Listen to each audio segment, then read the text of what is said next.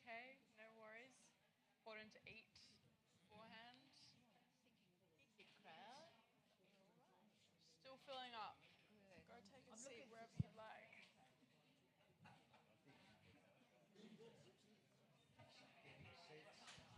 Hello. Hi. Hello there. Hi. Good evening. Good evening. Hello. Good evening. Good evening. Good evening. Hi, how are you? Are you here? On behalf of the guild. Perfect. And I'm a person. Yeah, so if you This just should want be awkward. to direct yourself, Yeah. let me see if I can find. We'll get Rory is your man. Easy, Yeah, thank you. no worries.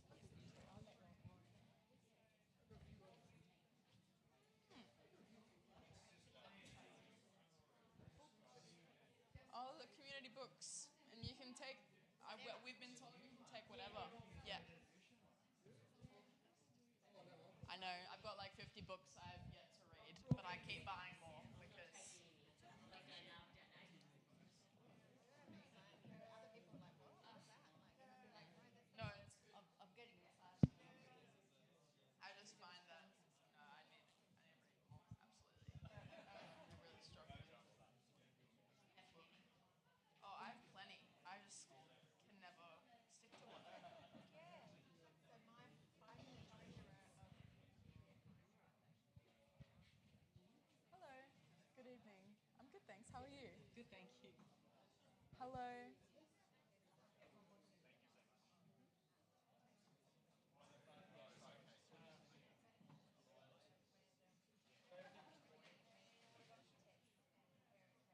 Hello.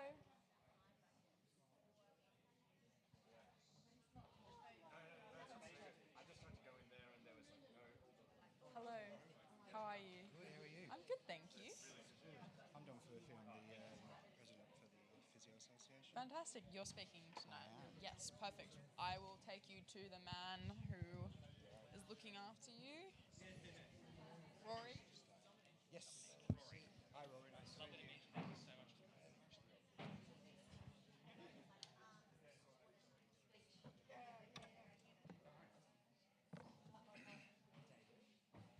Final speaker.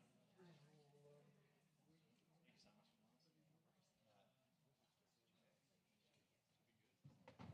We'll try and keep it.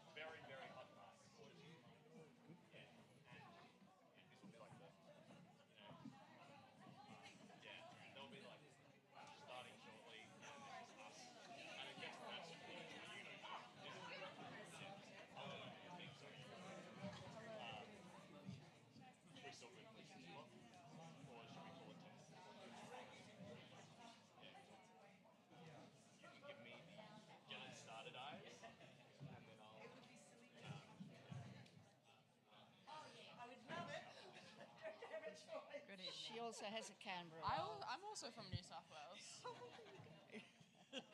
I'll wear it to the markets. I think so. No, on the weekend when I was home in Manly, I went.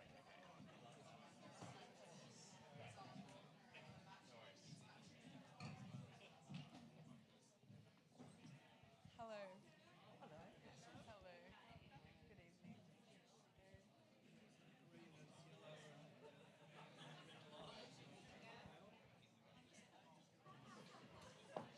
evening.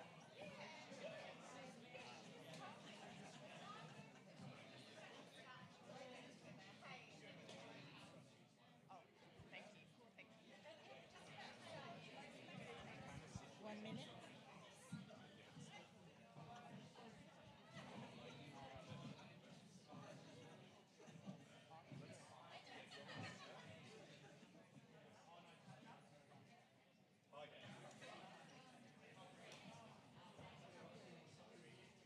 Do you want us scattered or just at the back? Wherever you'd like. Wherever's most comfortable for you.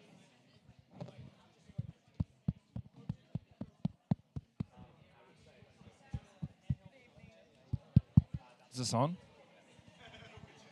How's that? No? It's working? Evening, everyone. We'll just wait maybe a couple more minutes. There's still people filtering in, then we'll kick off. We don't want to punish the punctual too much, but we'll just let the last few people take their seats.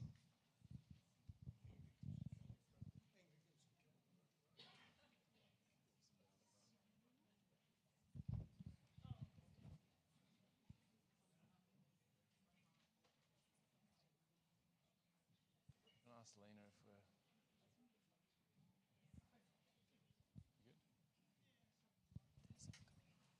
Well, let's kick it off.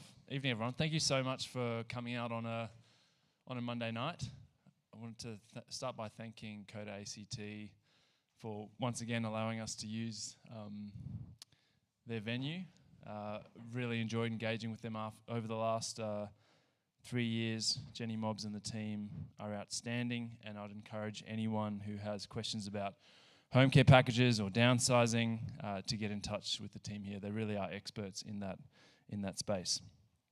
I want to start by acknowledging we're a Ngunnawal country. Love living in this part of the world, and want to acknowledge that Ngunnawal people have long, generation upon generation, hundreds of generations of connection to this country, and pay my respects to elders past and present. And given we're talking about health tonight, I also want to acknowledge that there is such a stark gap in health outcomes when it comes to Indigenous and non-Indigenous Canberrans. In a jurisdiction that everyone would say is progressive, we still have awful differences in access to healthcare and outcomes, and certainly something that we need to continue to work on, and I'll touch on that a little bit later on. But we're here to talk about health in the ACT, and a whole bunch of questions have been submitted. If you want to, you can scan that and upvote them. So we're dealing with the most popular questions first, but we will then go to audience questions as we pretty much always do at these forums.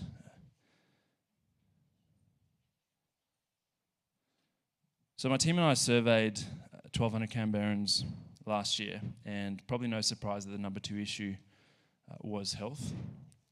And having a look at the data and working on various parts of this over the last 3 years at a federal level, and I guess just to start with the caveat that health is one of those issues that is both federal and state and territory, which I think makes it pretty tricky. But I've certainly been focused on the federal level, and with territory things have been writing to ministers, asking them to do better. But when you look at the data, it's no surprise. And I'm really lucky today to be joined by a range of experts who are going to talk us through how they believe we can improve healthcare in the ACT and beyond. And I just want to acknowledge that our friends at the Australian Primary Healthcare Nurse Association were unable to join this evening due to illness. But clearly, they are one of the foundations of our health system. So we'll be finding time to consult with them once everyone is well. And Rory, also say, if I sound like I'm across things tonight, it's Rory's. To Rory's credit, he has put a huge amount of work in over the last 3 years. And if you hearing what I'm saying and saying this bloke has no idea what he's talking about, then that's on me. So thank you, Rory. And so we're going to get some quick snapshots. I'm going to give a bit of a presentation looking at some of the numbers, some of the things that we've been working on, and then really keen to hear from you and try and answer questions, because you've got some serious brain power here tonight. So I'd like to start by welcoming Dr. Kerry Ost to the stage. Dr. Ost is a GP here in Canberra and the current president of the ACT branch of the AMA.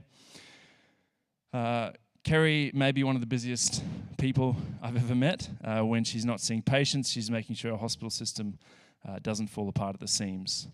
No small task. So please welcome Dr. Ost.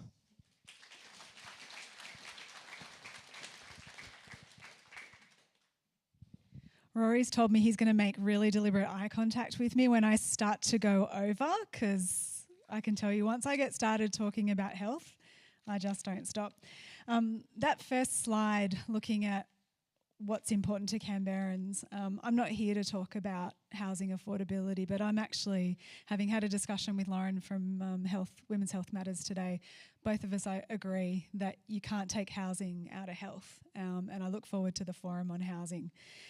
I would also like to acknowledge the Ngunnawal people and the lands on which we live on, because I feel very, very privileged to get to practice medicine in this absolutely beautiful city. But I've got some real concerns. When we talk about affordability, we're talking about that cost to the patient, but then we're also talking about cost to the ACT government and cost to the federal government, which comes through our taxes. When we talk about accessibility, we're talking about workforce. We're talking about financial viability of a health service, whether it's your local GP, whether it's your local pharmacy, whether it's the big hospital that you go to, whether it's a private hospital or a private physician. We're also talking about clinical autonomy, and that might seem like a strange thing to bring up, but without appropriate access pathways, your doctor loses their clinical autonomy. So I'm always going to ask about things like, how are we going to invest in general practice? Because it is the cornerstone of primary care. Keeping in mind that an election promise is only an election promise if it is fully funded. And the bulk billing promises that have been railed out through the media recently are not fully funded. They're funded to the tune of about 60% of the cost of delivering the service. And that's not going to be acceptable to me, and it's not going to be acceptable to my colleagues, and it should not be acceptable to you as patients. We're talking about doctor-led services which can be tailored to individual needs, rewarding long appointments and multidisciplinary care, because none of you ever just come in with, I've got a sore ear or my shoulder's a bit sore. You come in with multiple issues because you are an entire person and you deserve to be treated as such. We need to stop saying GPs should and start actually talking about what the real barriers are to care, and start facilitating us to actually do the jobs that we want to do with the patients that we absolutely love and adore and want to look after from cradle through to grave. Improving access is really important. Life-altering planned surgical procedures, regardless of health insurance status, need to actually be done. We need to have conversations about why grommets might be labelled as a Cat 3, but if a kid can't hear, they can't speak and they can't learn. And I've now got a patient who at second referral is still 100 days off even seeing an ENT doctor before they can get on a wait list. And when I tried to refer them up to Sydney, I was told, nope, you've got a service in Canberra, we won't accept them. When the knee is a problem, and you've already done the GLAD program, you need the knee replacement. Because if we don't get you exercising, we can't control your heart failure, we can't control your diabetes. You start to get lonely because you can't go out with your friends. And loneliness is one of the greatest issues that is facing our community with social isolation. So it's not enough just to say, oh, it's just a knee replacement, you can just wait. Cataracts, they reduce falls risk. As a GP in Canberra, I can no longer refer to the public system for cataracts. I have to call and advocate with a local private ophthalmologist and say, please, this patient has a significant financial need, would you mind bulk billing them? And only then can they go on the public to private system. And that's an ACT Health condoned strategy that has been in place for a number of years, but we're not talking about it. So if not here in the public system, if not here in the GP room, where are people going to be seen, and does it result in quality, efficient, cost-effective care? So we need to stop blaming some of the doctors who are just trying to provide the care. We've heard a lot in the media over the last week about how, doctors are the problem, doctors aren't letting people onto the wait lists. We actually need to start having some hard conversations in our community. Should healthcare be universally free? Who's happy to pay for this? Does it come from our taxes? What's the expectation? Where are the limits? Where are you happy with the limits being? Should we be able to access all services universally, regardless of need? Should everything be done in the public system, or do we all need to have private health insurance if we have an expectation that we'll have a knee replacement? Is it acceptable that grommets get done but not tonsils? Some of these are really, really hard conversations, and they need to be happening at the grassroots, not be made by executives sitting in a hospital. And that's why we need people like you coming in, asking the questions, and giving us the answers to what we need to be lobbying for. And now I've got the look. Thank you, Kerry.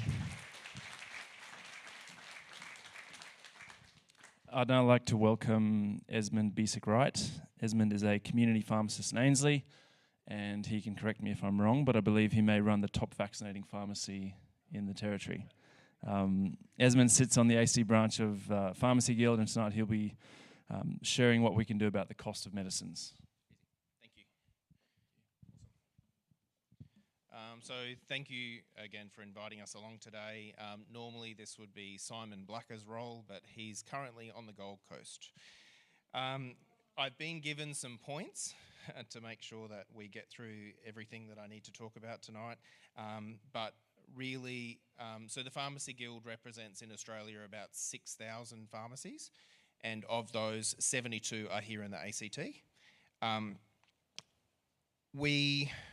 Us at Ainslie, you can obviously see that cost of living is a really big deal for people right at this point in time, and it's not just the people who you would usually expect.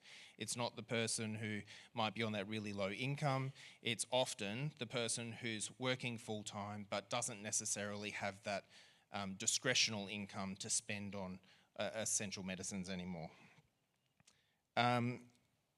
Obviously in the ACT, of course, the median income is higher than anywhere else in Australia, but we still have about 85,000 people that fall into the category of they could be missing out on their prescriptions because of the cost.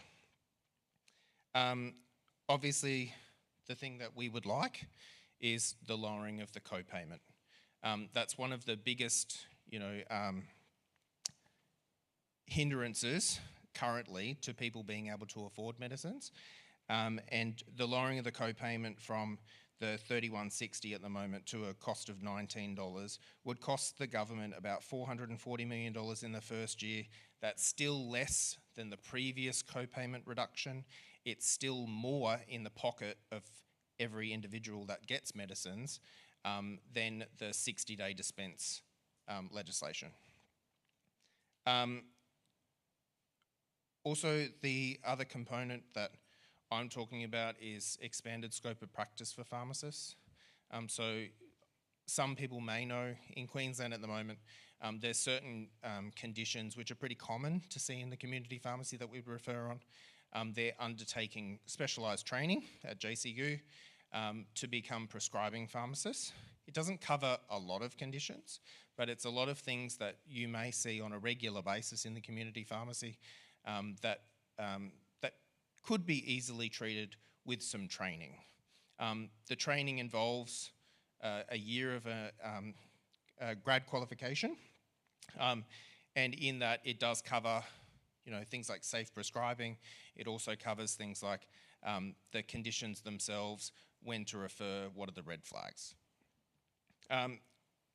In that group of things, there is 17 everyday health conditions and 5 chronic. The ACT government, the Canberra Liberals and the Greens have all supported the expansion of scope of practice starting into next year, but obviously we need to wait and see what that actually looks like because nothing's actually legislated as yet. Other than that, obviously pharmacists are well equipped to provide these services. We've been trained in this area. This is extra training on top of what we currently do, and there's quite a few of us in the ACT now that are either finishing the training or undergoing the training, and we're pretty keen to get on with the job. That's it. Thank you. Thank you, Esmond.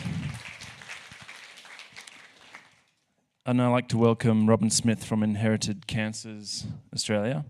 Robin does amazing work in our community and across the nation, making sure people with a genetic risk of cancer have the resources they need to make informed choices about their lives. And I've really enjoyed working with Robin on securing a small change around,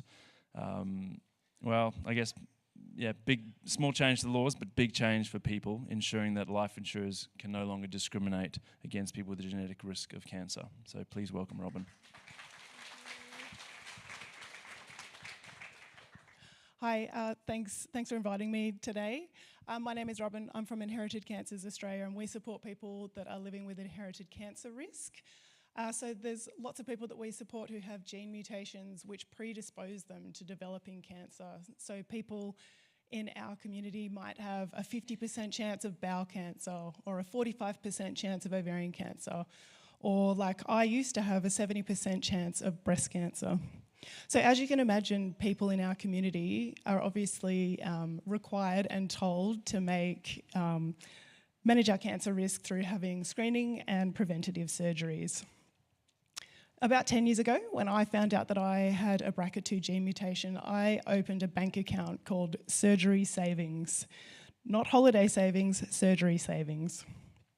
And over the past 10 years, I put $30 every week into that account. And now 10 years later, I've spent over $15,000 managing my cancer risk. And so just to be clear, I haven't had cancer. However, because I'm living in Canberra, I've had to travel a few times to Sydney to see specialists because at the time when I was having my risk-reducing surgery, there was no gynaecologist here in Canberra, and as did my mum, who had ovarian cancer. The current wait time in Canberra for a risk-reducing mastectomy is between 12 and 24 months. So lots of people like me who are having to make decisions about managing our breast cancer risk are having to look elsewhere or go into the private system and spend a bunch of money having these surgeries. We recently, last year, did a big national survey, and there was nearly 1,000 people who responded to that survey. And we were looking at the experiences and health needs of people with inherited cancer risk. And what was quite interesting when I was delving through this data last week after speaking to Rory about this event is I found that 34% of people who responded to that survey who were based in Canberra had spent over $15,000 managing cancer and cancer risk. Now, the only reason that's interesting is because in other states and territories, the national average was 26% of people. So here in Canberra, people are spending more on managing their cancer and cancer risk. The other stat that I think is quite interesting is that in Canberra, only 11% of the risk-reducing surgery that was happening in the public system. So there's a huge reliance on the private system. And the average in other states and territories in Australia there was about 27% of that risk-reducing surgery was actually happening in the public system. So in Canberra, big reliance on the private system, and sadly, that means people have to pay, right? How am I going for time? Oh, 10 seconds. Oh, this is rough. Okay, well, I guess I would like the government to prioritise prevention. I'd like a government that supported and encouraged people to be proactive with their health when they've got, a really high risk of cancer, like people in our community. So thank you. Thank you, Robin. I'd now like to welcome Olivia Nazaris from Parkinson's Australia. Earlier this term, a couple of years ago now, a while ago, I had the honour of being invited by Olivia to open a Parkinson's community centre in Deakin. Olivia's an incredible advocate, and I've certainly enjoyed learning a lot more about the unique needs of people living with Parkinson's. Thanks, David. Thank you for having me. My name's Olivia. I'm the CEO of Parkinson's Australia. I feel like Rory's got us speed dating, except for talking about health instead, so I'm going to be fast and furious, all right? So we've got a problem. There's over 150,000 people in Australia living with Parkinson's. That is set to triple by 2050. Think about that. Triple by 2050. That is an incredible amount of people that are going to be using our health system and have an impact on our economy because of this condition. The solution, and we have one at Parkinson's Australia, a national Parkinson's helpline, like our pharmacists talk about, practicing to their full scope. We believe that nurses are the key in terms of managing Parkinson's. Community-based nurses in each state. ACT does not have community-based nurses, so that is something that you need to talk to your ACT government about. Other states do, okay? But on a federal level, a national Parkinson's helpline staffed by community nurses who can talk about the plethora of conditions and symptoms that people living with Parkinson's have to endure day to day and how to troubleshoot them, how to talk to people, communicate with people about living their best life with Parkinson's.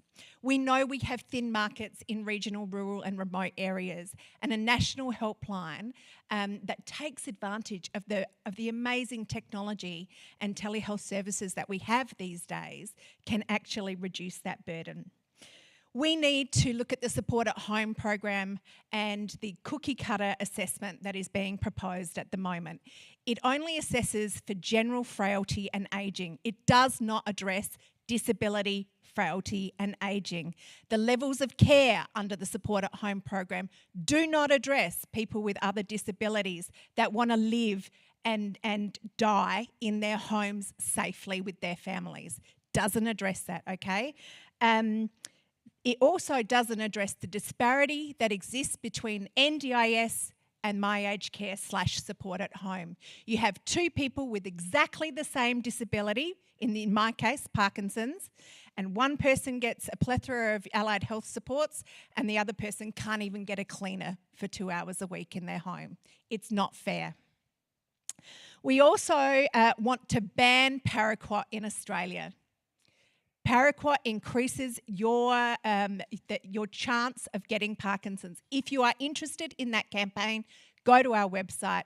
We have about 8 to 10 submissions from neurologists all around the world that have written books on this to the APVMA. And the fact that the APVMA have delayed their decision hopefully means that we're going to get a good outcome, because if 68 countries around the world have banned paraquat, so should we.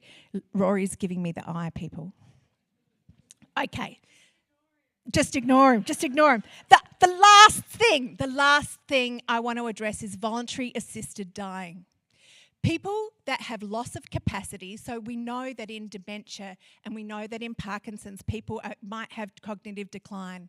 They lose their right to access voluntary assisted dying, and we need a solution for that. I don't have the solution, especially during speed dating, but we need to talk about a solution. Thanks so much. Well, thank you, Olivia. Next up is Louise Hardy. Louise is the Director of Policy and Advocacy at Arthritis Australia, and I know she's been working with my team over the past few years to highlight just how expensive it can be for someone with arthritis to manage the pain and therapies, not just here in the ACT, but around the country. So thank you, Louise. Thank you for having us this evening, and want to acknowledge the traditional owners of the land that we're meeting on as well. So Arthritis Australia represents over 7 million Australians living with arthritis and musculoskeletal conditions. So that's nearly 1 in 4 people, and I'm sure it's some of the people in this room. And it's a leading cause of chronic pain and disability. And what we hear from people with arthritis is that out-of-pocket costs are incredibly high. So these are lifelong conditions without a cure.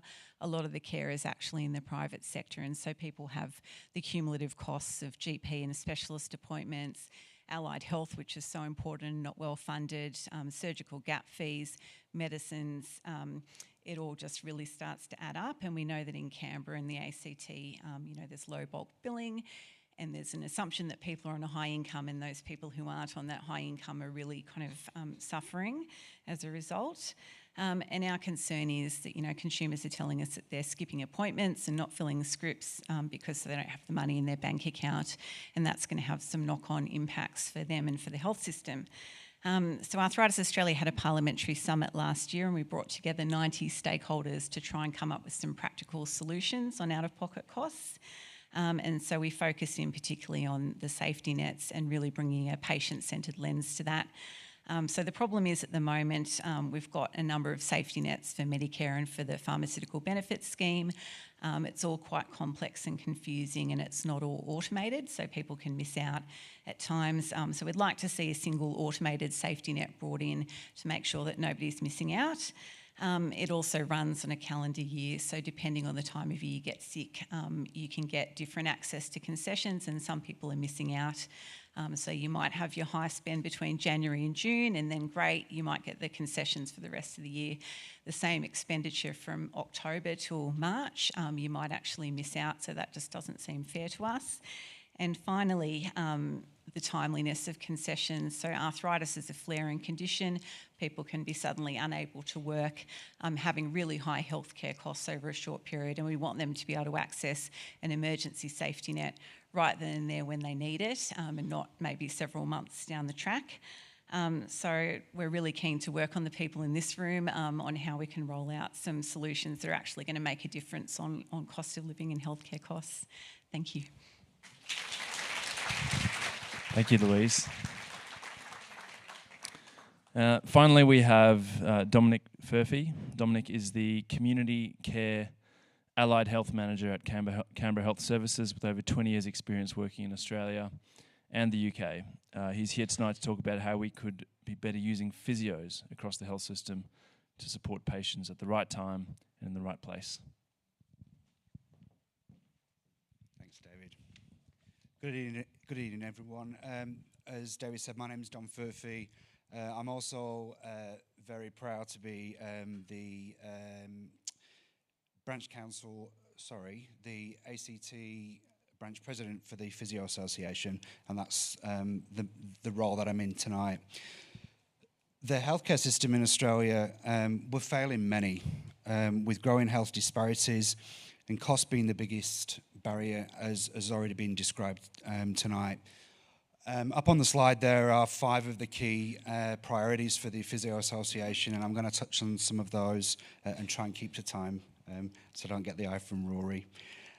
Our election statement, physiotherapy, putting patients at the centre of care, prioritises pathway reform for long-term savings, better patient outcomes and increasing productivity. Central to our proposal is publicly funded first contact physiotherapists, allowing direct access for physios to diagnose, treat, without the need for a referral from a GP. The 5 areas up there: direct access pathways, allowing patients to access fully funded physiotherapy. But one of the key things that we're really pushing for is the ability to refer directly to specialists and also for imaging if that was indicated. Looking at new musculoskeletal pathways, this is one of the biggest burdens of disease in Australia. Investing in programs that support treatment and recovery from major conditions and pain. Early intervention for prevention. We're still very, very reactive as a health system. We wait till things have gone wrong.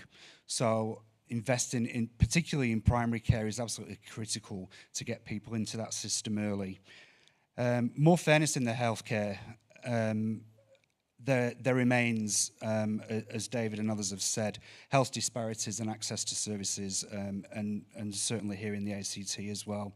And we've got to invest in our future workforce. We've got to be encouraging people into the workforce, incentives to keep them in the workforce. We've got a significant attrition rate within health generally and physiotherapy, and it's a loss of clinical expertise and a loss to the community ultimately.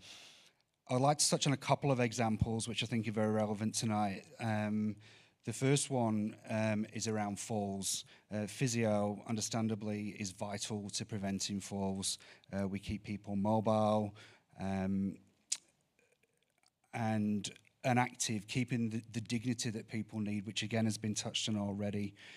Investment in physio-led falls programs is urgently needed with an ageing population, an increasing burden of chronic disease, and to really prevent as many fractures and hospitalisations as possible.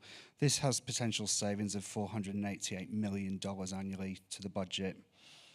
The programs that I'm talking about have the potential to cut falls by 55% for those in aged care and 24% for those in the broader community. The second example I want to touch on is veterans. Our veterans face really complex health issues, often worse than non-veterans. Many are missing out on physio, and this is primarily due to inadequate DVA funding.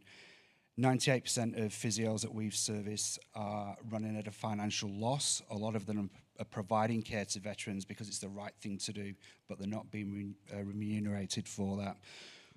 The Royal Commission into Defence and Veterans Suicide highlights the link between physical and mental health. We know that these two things are absolutely critical and they work together. Urgent reform is really needed to align these DVA fees with the NDIS fees, and there's a big difference in the way that those two systems work. So in summary, the APA is urging policymakers to commit to the reforms ahead of the federal election, the 5 reforms that are up there. As I've already said, we've got an ageing population, increasing chronic disease, and increasing pressures on our GPs, our hospital system, and physios ideally placed to assist with that. Thank you. Thank you, Dom. Thank you all so much. Clearly, there's a lot we can be doing, I think should be doing when it comes to our health system. We have some amazing strengths here in the ACT. Canberrans love Canberra, they love the bush capital. Clearly, health is an area that needs a lot more attention. And I think not just investment, but actually looking at early intervention, primary care. We're going to go through some slides. There's 2 things I really wanted to concentrate on today. That's cost and access. And so I think you're going to see those come up.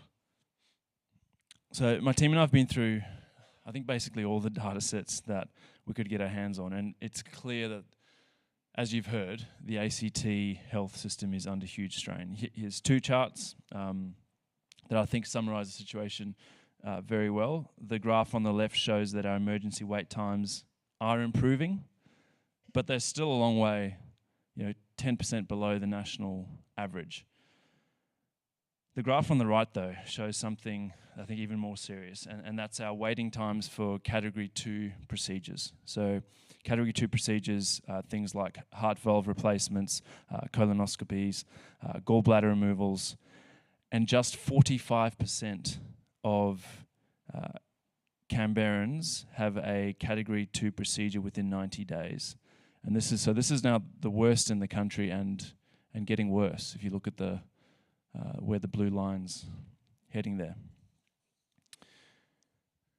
And if we look further into the data, we can see that more people in the ACT wait over a year for their surgery than anywhere in the country. And obviously, this is just once you're onto the surgery waiting list. As Kerry said, there can be a very long wait and process to actually get onto the list.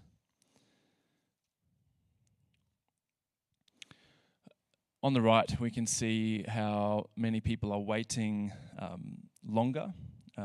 We do quite well in vascular surgery, but clearly pediatric surgery is a massive, massive issue. And the number of parents I've spoken to who are having to travel to Sydney to get their children the help that they need, it really shouldn't be happening.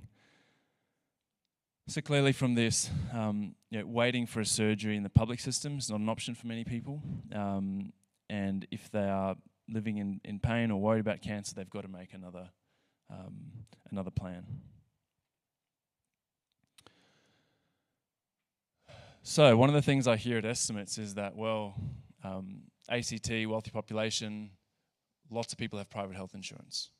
Sure, okay, let's look at, we have a system that incentivizes people to get into private health insurance. We're the most well-insured people in the country, and even if you have private health insurance, you're going to pay significantly more in the ACT. And I thought this is in my way a bit, but knee replacements, extraordinary that you're going to pay that in the ACT. 4 times that. Uh-huh.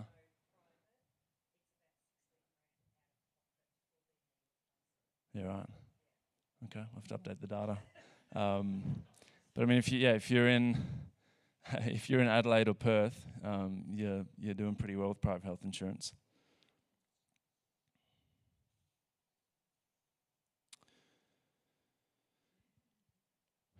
So unfortunately, basically everything is more expensive here in the ACT across the board, and this has this sort of cumulative effect when it comes to health. And you're very unlikely to be bulk billed for any of it.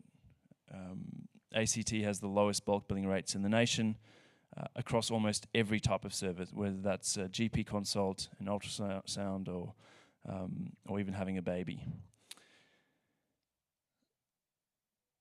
Okay, so here's a good example. So I mean, you look at the numbers and you think, well, someone can probably cop $100 there, or $50 there, but it's the cumulative impact of these.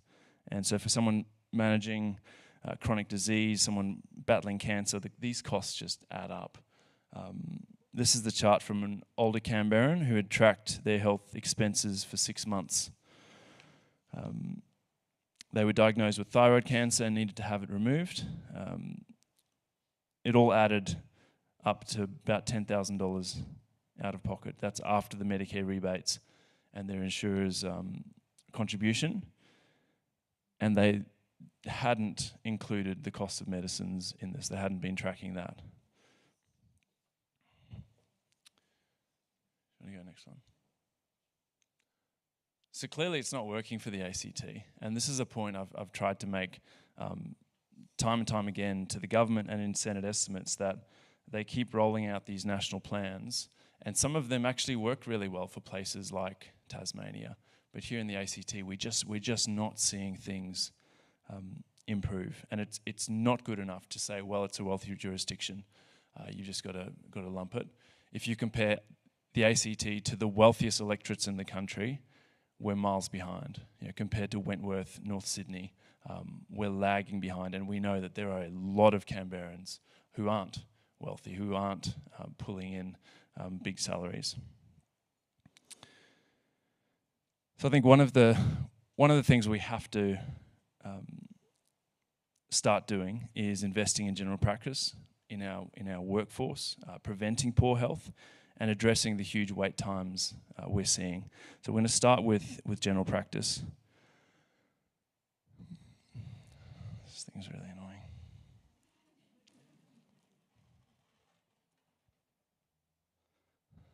Sorry about that, Lena. So as Kerry said, the government announced $8.5 billion for general practice, saying that by 2030, 9 out of 10 consults would be bulk billed. As I said, may work for Tasmania. Tasmanians said no. Okay. Well, if you look at the ACT, this is looking at the tripling of the bulk billing incentive for under 16s. And so if you look at that graph on the right there, green line, when they tripled it, we saw a bit of a bump for flu season, straight back down, by far the lowest in the country. Do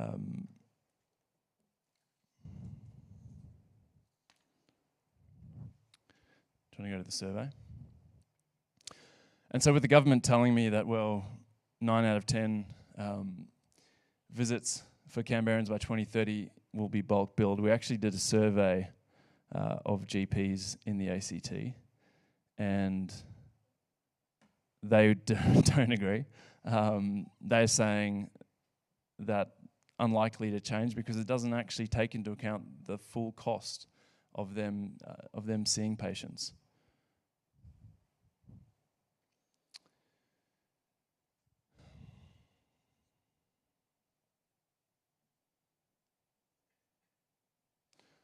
So this, as Kerry was saying, the increase in rebate doesn't cover the actual cost here in the ACT.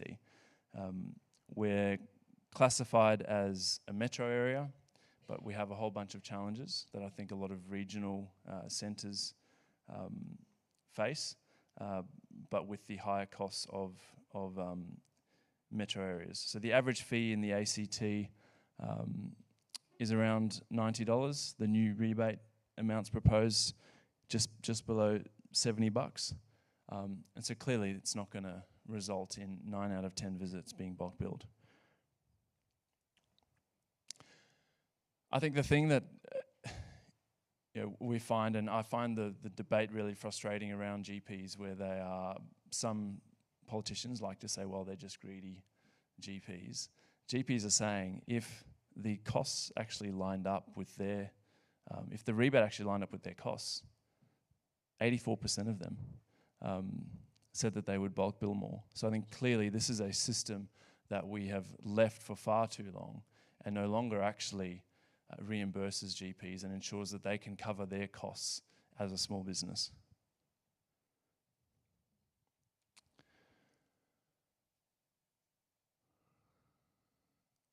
So what can we do about this? One of the things we can do is change the modified Monash model classification of the ACT from metro to regional.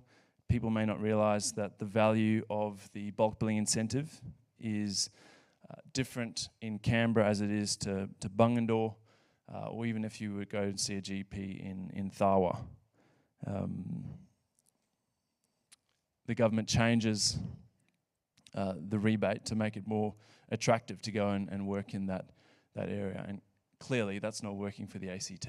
And so the thing I'm saying to the government is, well, we have this for this reason, so let's actually change the ACT to regional.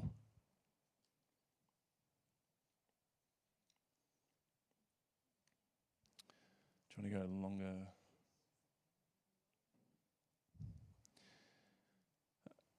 Kerry also touched on longer consults, and I hear this from Canberrans a lot too.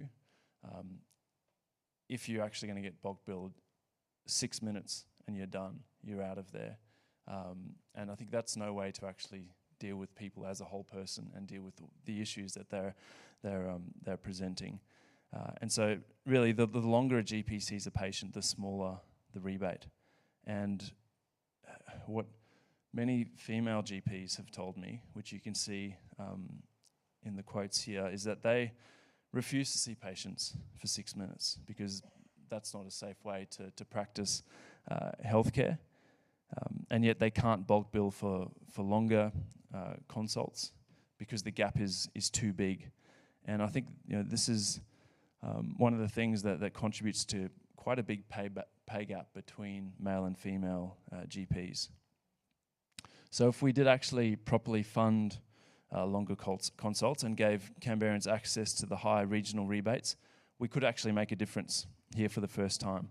And I think this is something that would actually shift the dial here in the ACT. So you can see the difference in what it would actually turn out to be.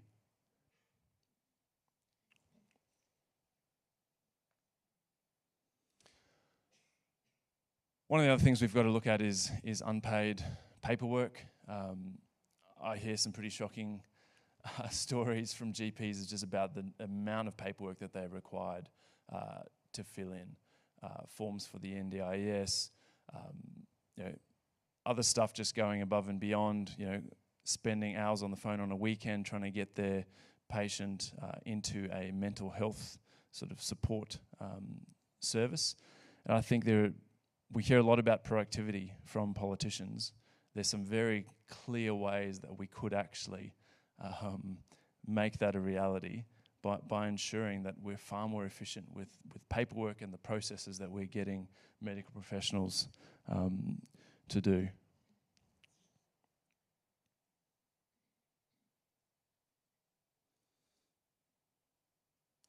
Actually, just on that last one, one of the worst, or I guess it's funny in a way, but talking to a doctor who was required to do some paperwork for the NDIS to state that it would be a problem if her patient stopped breathing,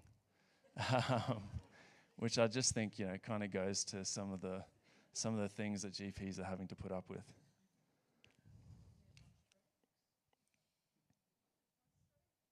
The exact quote was, "Yes, the ability for my patient to breathe is important." In some good news, the government today announced that the Medical Cost Finder website is going to be overhauled. Last year, Rory, I don't know how, found out that there were 20 doctors on this website that had cost us $24 million to set up. Which is a pretty good effort. Last time I checked it, we've sort of stayed on them the last few years, and the last time I checked, I think they're up to about 100 doctors across the country. And this is meant to be where you go and actually see the different fees and what you're going to end up paying, and potentially shop around and say, well, this, I'm actually going to go to a different doctor. So Mark Butler has announced that they're going to overhaul it and ensure that they have all specialists listing their fees. And I think one of the things that's critically important to ensure that happens is that insurers publish what they're actually going to cover, because we know that insurers have different deals with different surgeons, and I think as people with private health insurance should be able to say, okay, well, this is what I'm in for if I go to this surgeon. One of the things that's going to help the most in the long term is growing our workforce. I think particularly for places like Canberra, other regional centres, we know that if you're from that place, if you can train there, you're most likely to stay there. And I think here in the ACT, we can basically train everyone. And so we should be embracing that and also increasing the number of students that are going through those courses.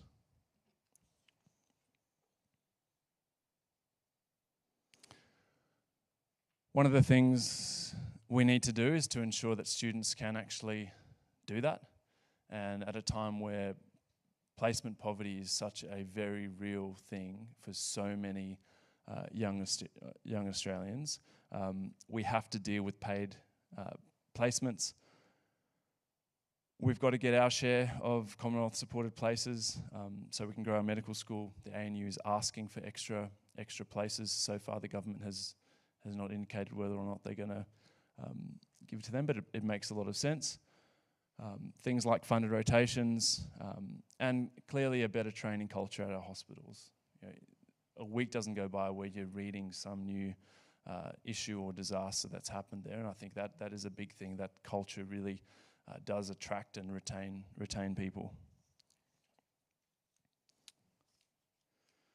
So just one last thing on costs.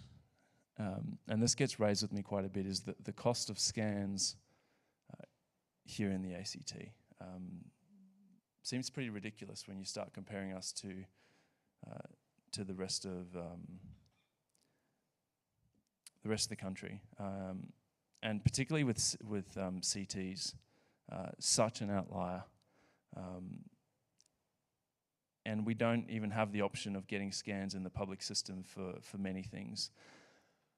I've heard that the public hospital now gives people referrals for private scans, which, as you can see from these graphs, are not likely to be bulk billed. So sometimes there's no public option for a scan. And again, people with things like cancer need multiple scans throughout their treatment journey. And I think that is something that should be covered. One of the other things I hear a lot about is on dental. We know that poor oral hygiene is linked to poor mental health, to diabetes, and to many other chronic diseases. And clearly, the mouth seems part of the body. Doesn't seem that separate from our bodies.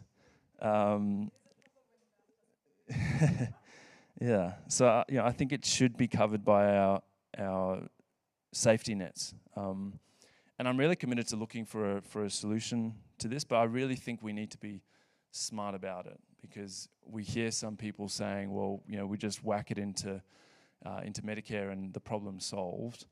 But I think some of the problems we're seeing with GPs and Medicare would suggest that we actually need to think very carefully about a system that we set up so that the people who need access the most, I think young people, and then the more vulnerable groups in our society, people who have concession cards, they need to be the ones that are actually getting free or much cheaper dental. So something we're going to continue to explore. If anyone has ideas, please get in touch. I'm sure it's going to be more of part of the debate in the next Parliament should I be re-elected.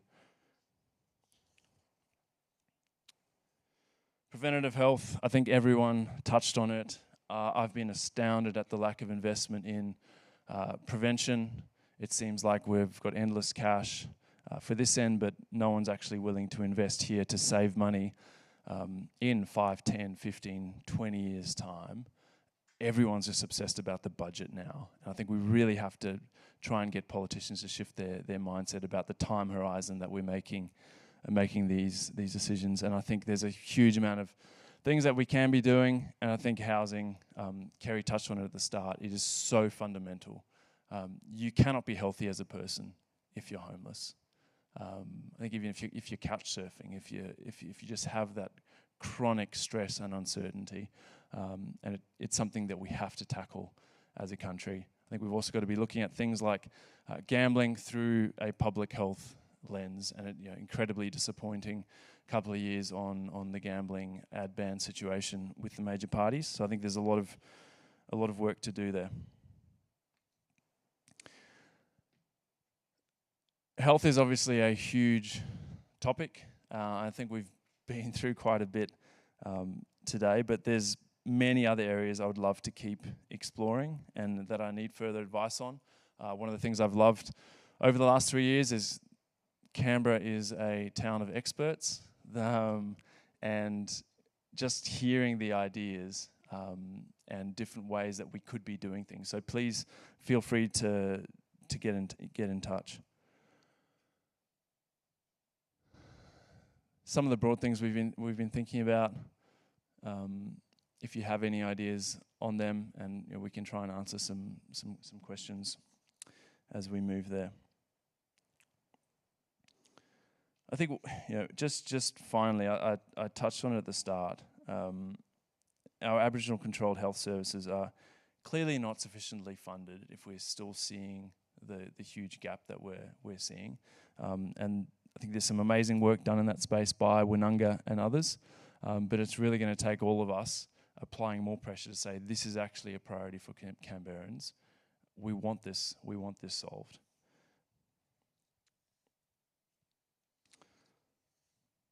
So I think that's enough death by slides. Thank you all so much. Appreciate you being here, and I'm really keen to open it up to questions. Maybe let's start with Slido. Oh yeah, can I invite our speakers back?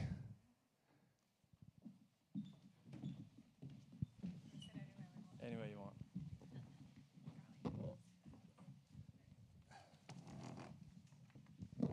Do you have the Slido?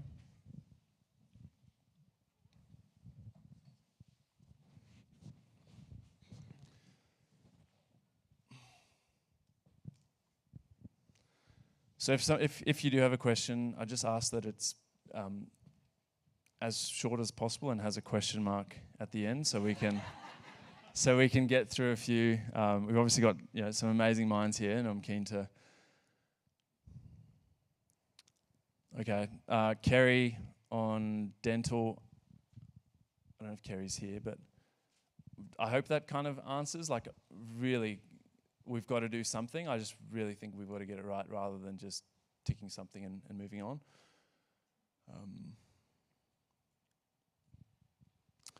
How will you be working to increase access to allied health services like OT under Medicare? Currently, there are large gap fees and strict annual limits. Anyone like to? Yeah, go for it. Hello, is this working? Yes. So from a consumer perspective, and I realise we have some allied health people here who I'm sure will have views, but yes, so currently it's just those 5 sessions under the chronic disease management plans, and I think the rebates themselves are quite low. You can pay more to see the GP than you get back in some cases. So we'd love to see more funding for allied health, and whether that's through expansion through Medicare, whether that's through kind of bundled funding models, we're pretty agnostic. We just know that people really rely on their physiotherapy and other allied health. Go for it. Yeah, I'll comment on that and absolutely agree. So access to 5 allied health interventions compared to 10 for psychology as an example. If we're truly looking at holistic care and multidisciplinary care, you can chew through those 5 sessions very quickly. If you see a social worker, a physio, and OT, you've got very little left. So we do need definitely more of that. And what are you seeing if people come to the end of their 5 sessions? Are they often dropping out or dipping Pretty into much, it's not accessible. Yeah. Right. Any questions from? Sorry, can I just add one other point on that? Course. Sorry, David. Go for it. There's no timer here. Rory's yeah. Rory's put it Rory's away. over there. There's also significant gap payments within that as well, which even if they're provided with a chronic disease management plan, it still makes it accessible because of the gap payments.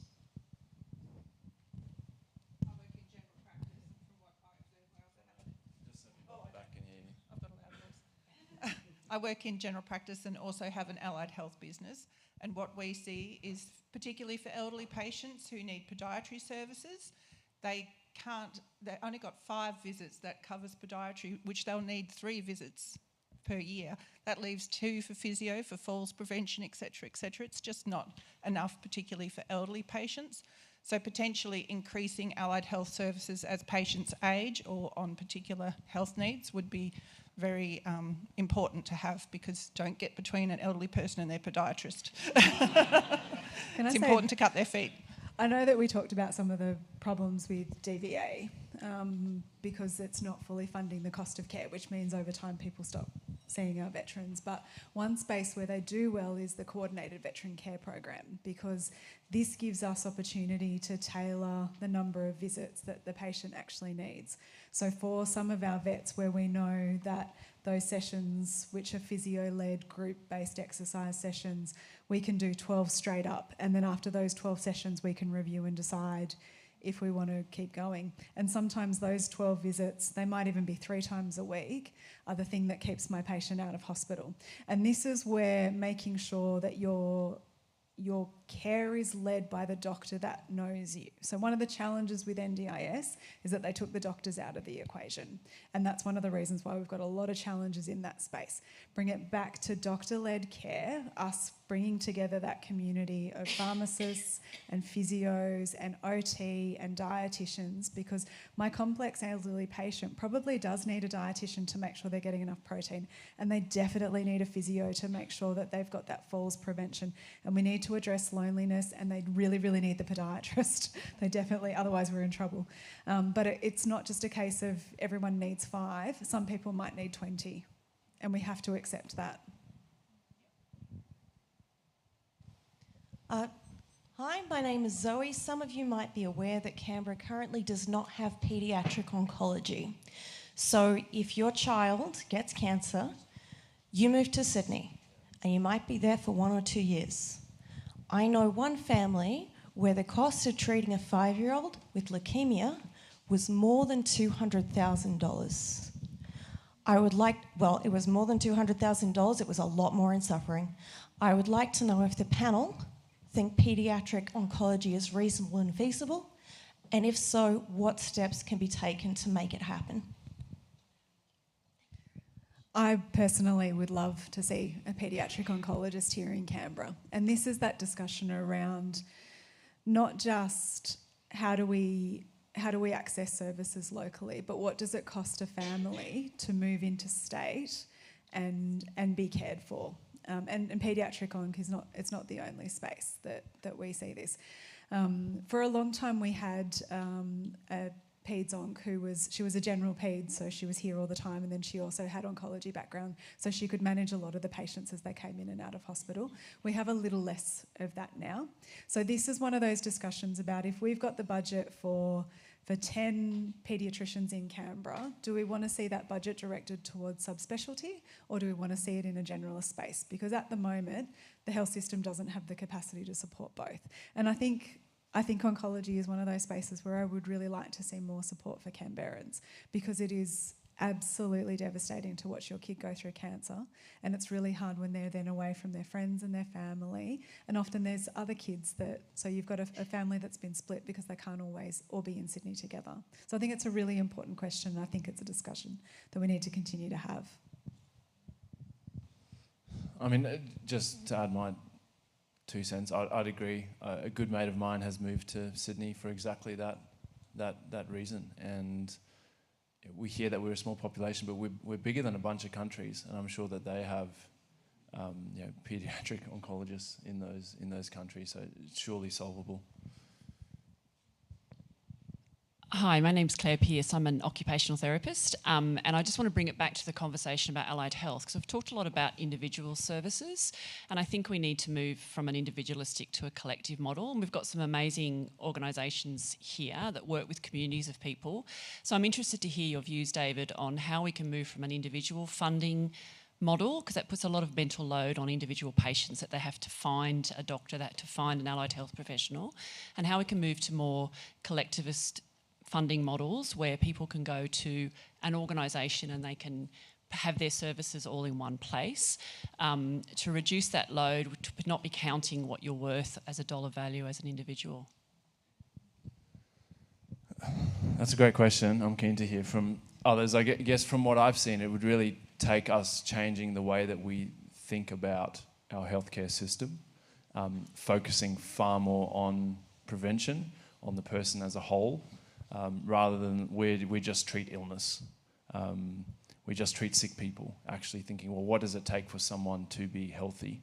And I think if you start from that point of view, you probably end up with a far more holistic approach like that. And I'm sure there's places around the world that are doing that. So I think we can learn from other places.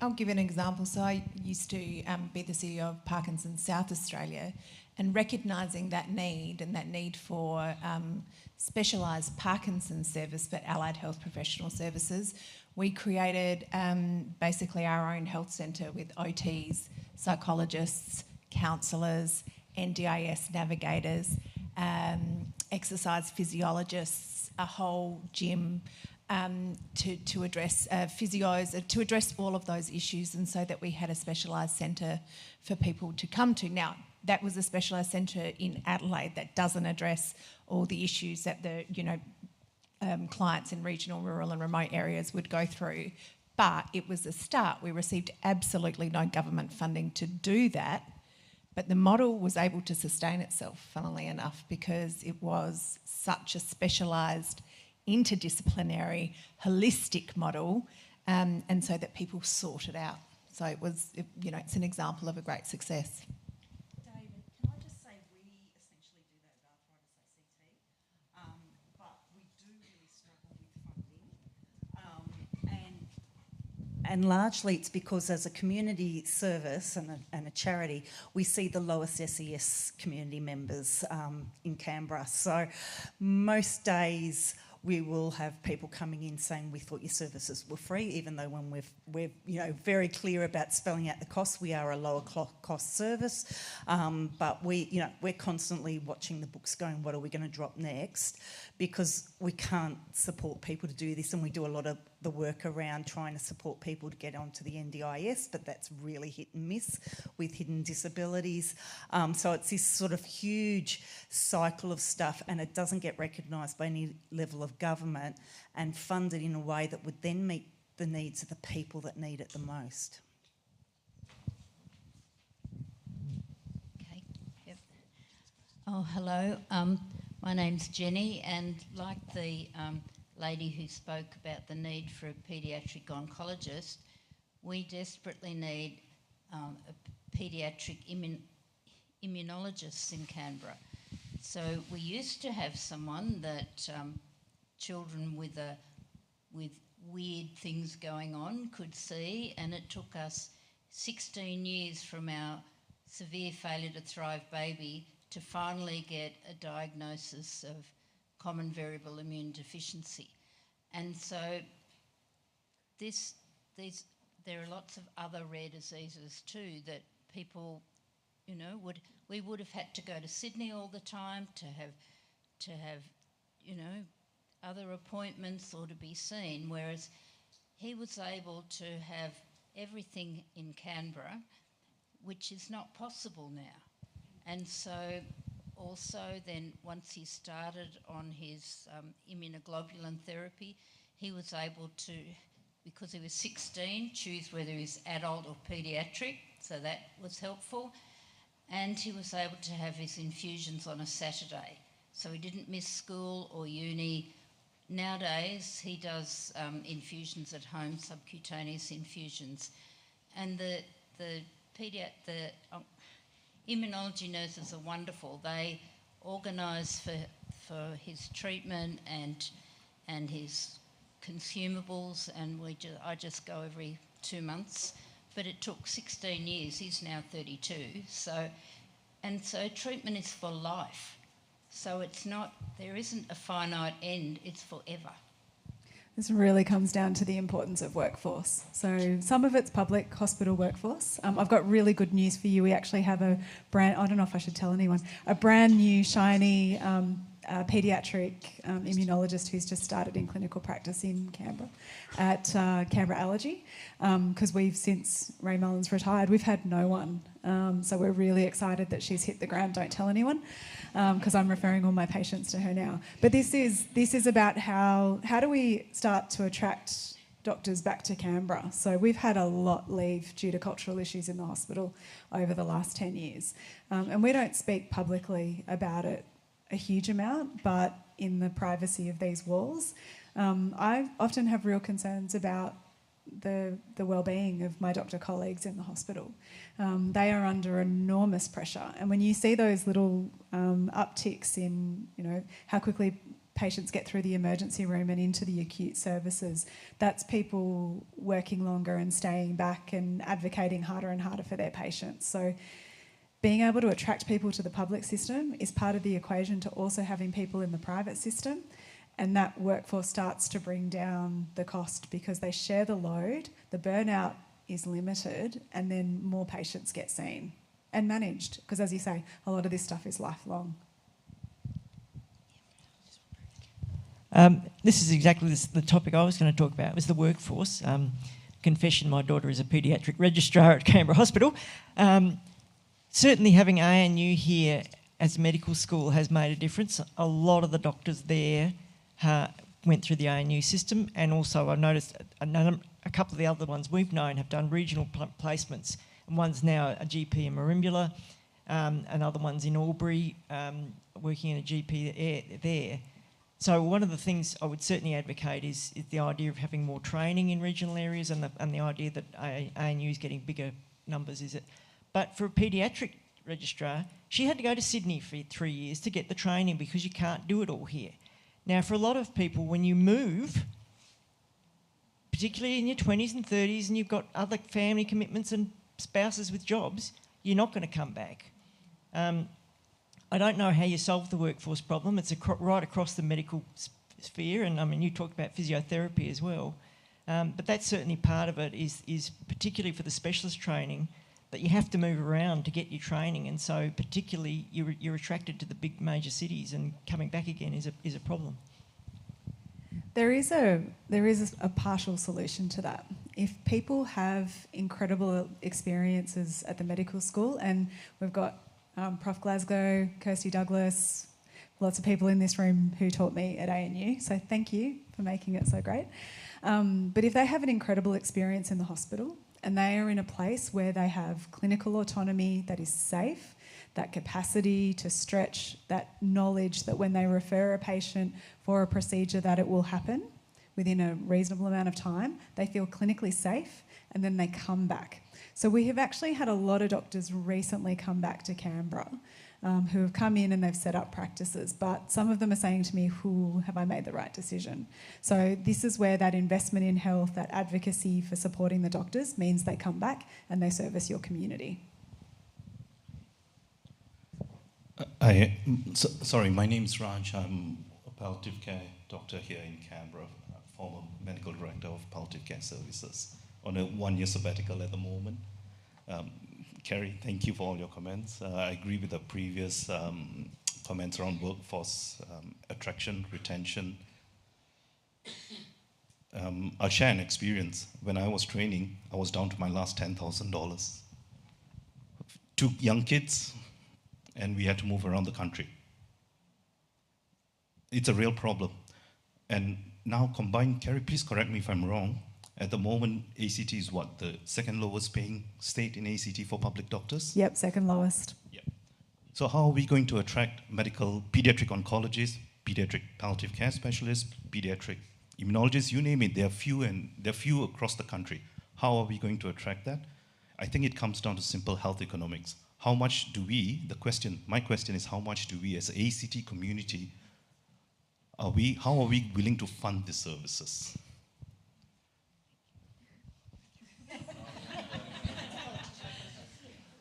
Well, I'm not an ACT politician, but from what I hear from Canberrans, a lot. We've got to do better. We've got to have not only the funding to actually pay the doctors to attract them, but the culture. Having been involved in professional sport where you get paid a lot of money, guys will stay at teams for less money if they're loving it. And I think it's the same across the board. People want to work at places where they feel valued, they feel like their work is meaningful, and like they're being supported. They're not, I've had nurses from Canberra Hospital in tears in my office telling me about the experiences of discharging people into homelessness and what that does to them.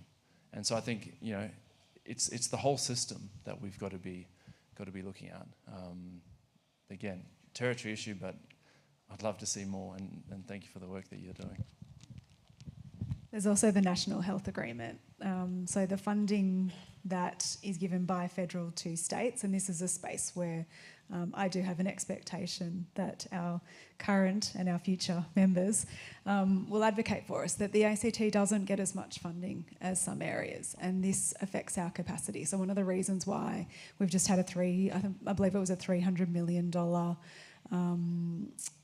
bill through the Assembly to plug up the health system so we don't run out of money on the 9th of May is because they got less from the federal government. And we are a small jurisdiction with a really big catchment area. And one of the hard conversations that we've got to have as a community with our health minister is, where do we draw the boundary? Are we still happy to take patients from Bateman's Bay and from the snowfields? Because that actually helps to expand the breadth and the depth of the services that doctors can offer, but that all comes at a cost because they're not paying rates and they're not paying for services within the ACT, so they're not hitting our dollar, which means that we're also subsidising them. The other side of that is that we want to be able to send patients to Sydney for those things that we just don't have the capacity to do in the ACT. And when we start locking down borders, there's a flow-on effect. It's a bit like an arms war sometimes. So there's advocacy at the federal level, but most of it actually has to happen at the grassroots. Just sticking with the workforce issue, I think it's really important that we look at this through the whole continuum, right from attracting students into university. Placement poverty is a real thing that we hear more and more about. There are some identified professions where students will get a placement payment. There's a significant portion where they won't. Some of these students, when they go out on clinical placement, we can't accommodate all of those placements here in the ACT, so they're required to go interstate. That means that they've got to pay for accommodation. They've often got to temporarily stop their part-time work, which is propping them up, so they're getting a double whammy there. So I think, you know, right from that beginning of attracting students, maintaining students is critical, but then looking through that whole kind of career progression, we need to look at the other end as well. We're starting to see more advanced practice roles coming into play, and we talked a little bit about clinicians being able to operate at their full scope. It's absolutely critical, because for us to retain clinicians with all their experience and skill, if there's no career pathway, they move on to other things. They move on to policy jobs, management jobs. They actually move out of clinical service delivery. So we need to look at that whole spectrum, from attracting students right through to career progression at the other end. Good point. We're going to have 3 more questions, and then... I think I'm one of them. And it's about... If you've got a mic, you definitely are. Yes. I'm Sarah. I'm lucky enough to be a 4th-year physiotherapy student at the Uni of Canberra, and I'm one of the people who's going to be involved in, who is experiencing placement poverty. We have to do 25 weeks of placement. I'm shortly going to be going to Bega for 2 separate stints. We can't work, or we're strongly discouraged from doing so. And you often lose your employment in between your placement periods, because, you know, you're not there, you've got a casual job. Just wondering, probably for Mr. Pocock, but he's talking to Rory, just wanting to know, are you able to make any commitment to lobbying for students coming into the health workforce to try and at least, you know, take a chunk out of placement poverty? Yes, absolutely. It's something I've met with the health minister about. It seems they fairly arbitrarily chose a few courses. Seems basically based on Treasury's advice about what they could afford, despite having a budget surplus. My argument is that, one, we're saddling young people with bigger and bigger HECS debts. We're still indexing them on repayments that they've already made. Like, I think that's another change we've got to make. And then looking at placement poverty and actually paying people for their prac. So we'll certainly keep pushing it hard.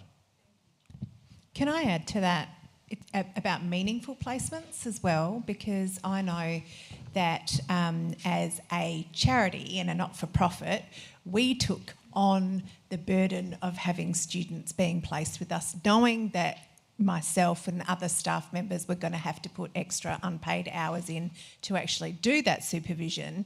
And I've heard horrible stories of social workers, students that have been on placements at aged care facilities, and they've been told just to roll out the cart of games every day, and that was supposedly, getting them ready to be a social worker. So there's organisations like ours that are taking that on for free as well. But students need meaningful placements to make them good practitioners.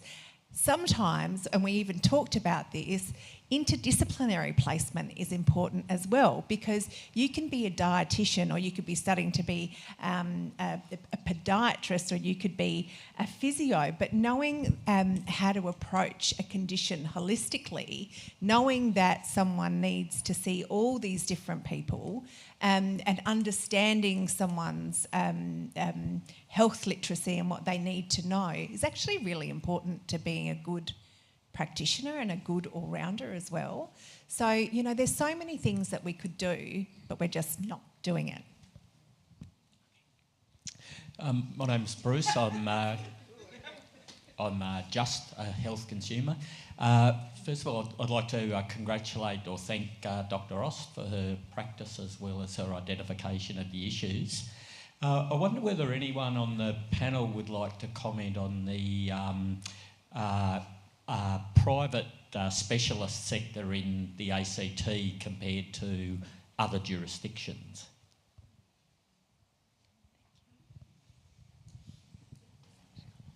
Private specialists, look, for people with a chronic condition, for example, Parkinson's, you struggle to see a neurologist just because of how many there are. And I'm not talking just about the ACT. Other states suffer the same problem as well. You usually have specialists that are dividing their time between public and private practice. So sometimes it doesn't even make a difference whether or not you're a private patient, which is what you were saying before, David, is that we have been grown up in a country that has said private health insurance, do that, pay your way, and, we'll look after you. And if you're someone with Parkinson's, and seeing a neurologist, is probably a 2 or a 3 year wait, regardless of whether you're going public or private. So we've got a systemic workforce issue in terms of specialisations across Australia. I wouldn't just say just in the ACT. So I think that is an issue that we have to address as a whole nation. I mean, I think some of it is a sort of supply and demand issue. We just don't have enough specialists here in the ACT. But maybe, I don't care if you want to. I've met some really altruistic specialists who went down the I'm going to bulk bill pathway. One of them, by the end of his first year of practice, was $750,000 in debt, and at that point realised that he actually had to start billing. A lot of them won't advertise that they bulk bill, but many of them will say private to me, Kerry, if you've got someone you're really worried about, let me know. And the reason they can't advertise it is because there's a jealousy that comes out. If you hear that your mate's being bulk billed, then, I've told my dad he's not allowed to ask to be bulk billed by anyone because his mates at the golf club get jealous. There's also some other levers which are in play in the ACT, which we haven't really talked about. So the cost of insurance, like professional indemnity insurance, is higher in the ACT. One of the issues that seems to be associated with that is the lack of cap on litigation. So as a result, the insurance companies charge us more. So I pay more as a GP to be insured if I work in the ACT than I would if I work in Queanbeyan. The other side is the cost of our support staff. So we do pay more for our admin staff, and they're absolutely worth every penny. But if you go to a practice in Sydney, they'll be $10 to $15 an hour less than what we pay here. And the public service steals our admin staff a lot. Like, we train them up and our GPs too. So there's a few levers in there. The workforce one is definitely one of it, that if you have fewer doctors, you're going to end up paying more, but it's not the only point in the picture. And when we come back to those gaps in health insurance and things like that, it's really important to acknowledge that there's a move towards managed care in this country, where insurance companies will dictate who you can see and what it will cost, and that should really scare you. Your care should be driven by a doctor. Every time I have to deal with an insurance company and I'm looking at asking for approval before I can get the scan for my patient's knee, when clinically I know they've got a meniscal tear because I've examined them, but I need that to prove that they need the surgery, and then I've got to write 3 different referrals to 3 different surgeons. Every single one of those things adds time and cost. So our health insurance companies need to be held to account. As the consumer, you should be allowed to determine which surgeon you see. And that's really, really important. And yep, you should get up quotes and things like that and know what your costs are going to be. And if you want to go to Melbourne because you think it's going to be cheaper, cool. But we really need to make sure that where patients are forking out for private health insurance, that they're actually getting value for money on it.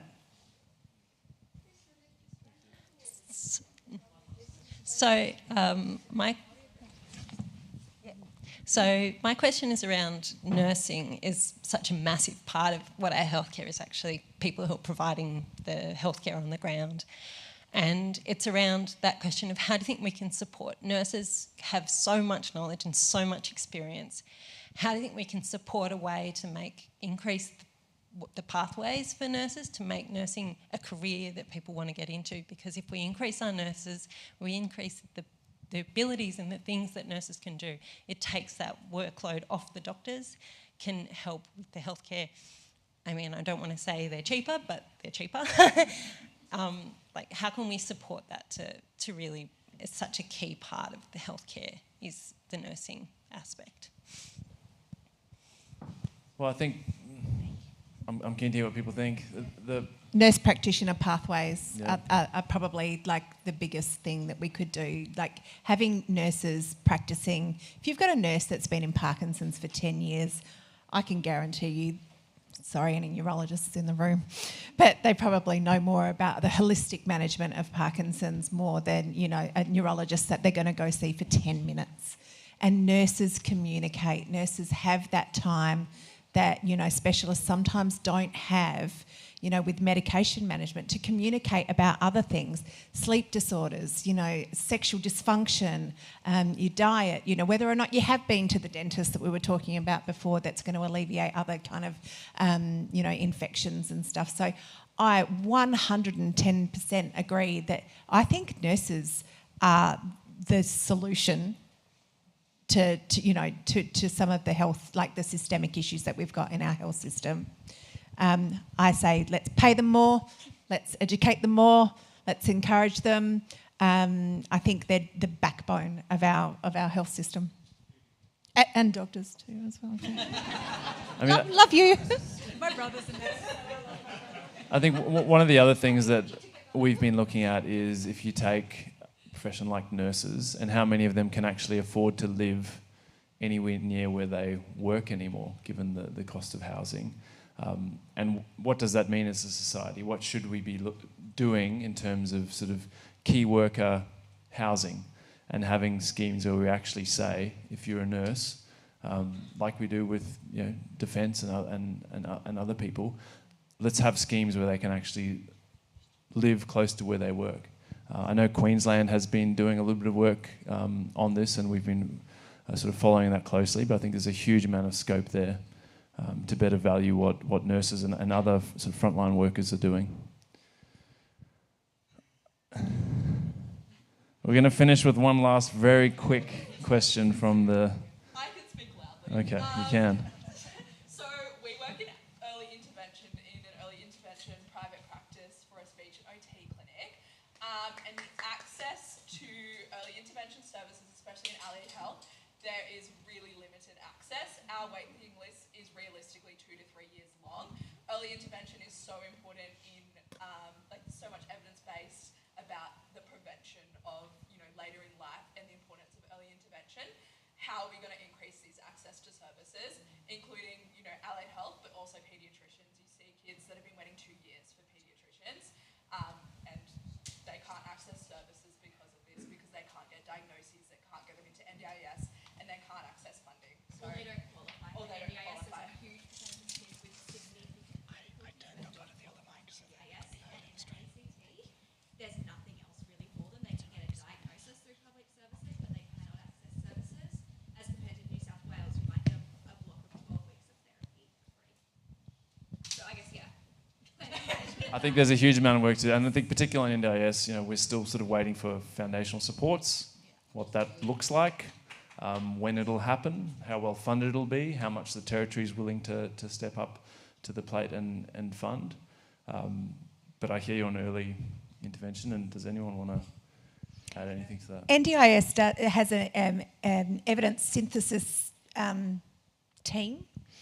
Actually, I think they've changed their name, but it's similar to that. But they look at evidence-based practices from around the world in terms of early intervention for like blocks of different conditions, to show that the early intervention pathway, so you can either enter NDIS in 2 ways, one of them through disability and then one of them through early intervention, and early developmental, you know, childhood, delays is one of those as well.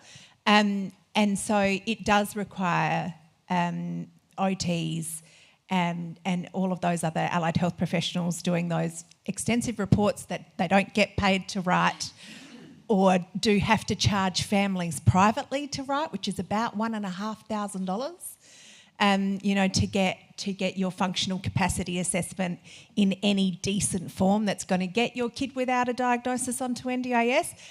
What we are doing as a part of NPRAG, which is the Neurological Palliative Rare Diseases Advisory Committee of the NDIS, is putting together snapshots of the condition and the pathway of the condition, and also evidence-based early intervention, right?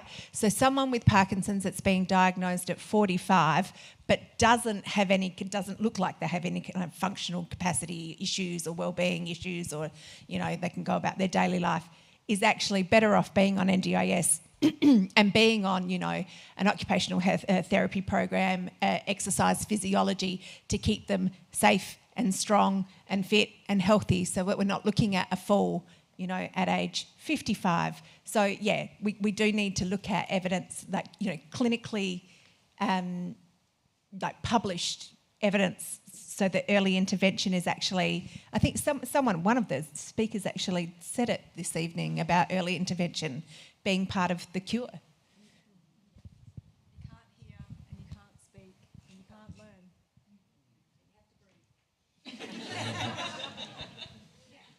Well, it's pretty much 7:30. Thank you all so much for coming along tonight. If you can join me in thanking our panellists.